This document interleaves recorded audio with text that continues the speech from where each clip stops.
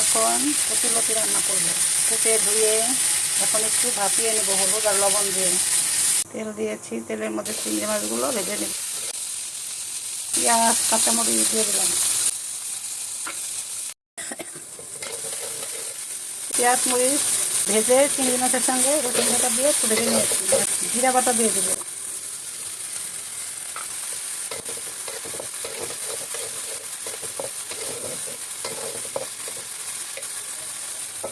বাটা দিয়েছি, এখন লবণ দিচ্ছি, হলুদ দিচ্ছি, মরিচ গুঁড়ো দিচ্ছি। জল দিয়ে মশলাটা ফুটিয়ে নেব।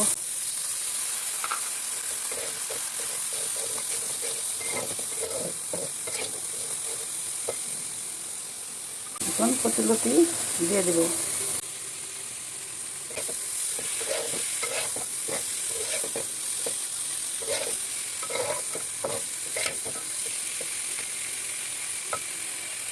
একটু জল দিয়ে দেব।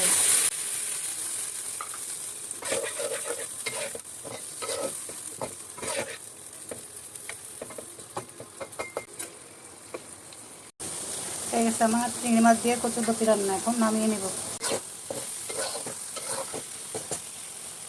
মাখো মাখো।